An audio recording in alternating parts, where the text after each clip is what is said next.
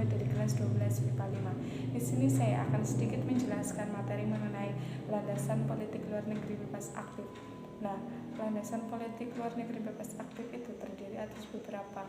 Nah, di sini saya akan menjelaskan salah satunya yaitu landasan operasional politik luar negeri bebas aktif. Landasan operasional politik luar negeri bebas aktif diperlukan agar prinsip bebas aktif dapat dioperasionalkan dalam politik luar negeri Indonesia. Oleh karena itu, landasan operasional politik luar negeri bebas aktif di Indonesia senantiasa berubah sesuai dengan kepentingan nasional. Nah, sejak awal kemerdekaan hingga masa demokrasi terpimpin, landasan operasional pelaksanaan politik luar negeri bebas aktif Indonesia dinyatakan melalui maklumat dan pidato Presiden. Setelah kemerdekaan Indonesia, pemerintah mengeluarkan maklumat politik pemerintah pada tanggal 1 November 1945. Maklumat tersebut berisi poin-poin yang penting, yaitu yang pertama ada politik damai dan hidup berdampingan secara damai. Yang kedua, tidak campur tangan dalam urusan dalam negeri negara lain.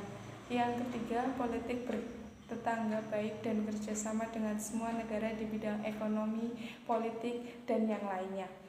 Yang keempat, selalu mengacu pada piagam PBB dalam melakukan hubungan dengan negara lain.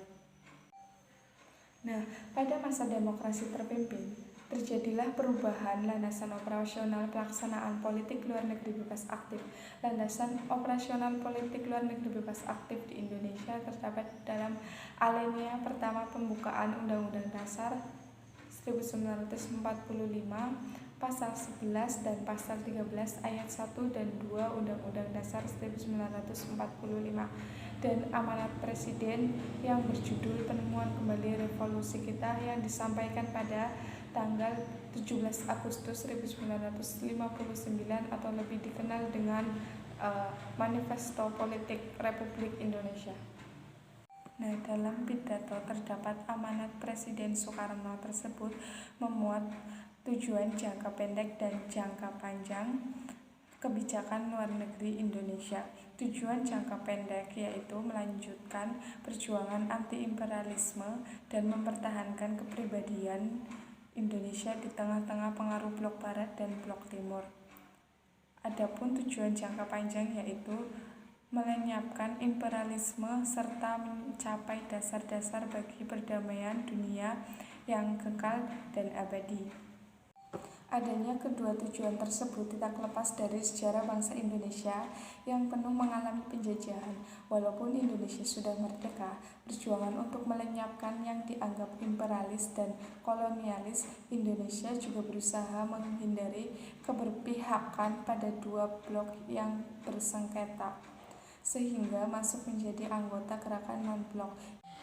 Nah, pada masa Orde Baru, landasan politik luar negeri Indonesia kembali berubah.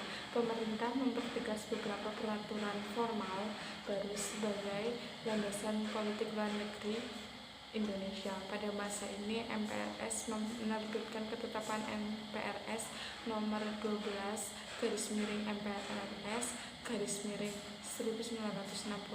Ketetapan tersebut dikeluarkan pada tanggal 5 Juli 1966 dan menyatakan sifat politik luar negeri Indonesia sebagai berikut.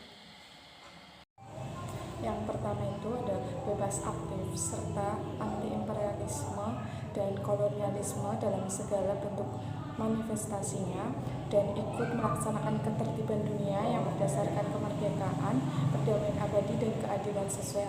Kemudian yang kedua, mengabdi pada kepentingan nasional dan amanat penderitaan.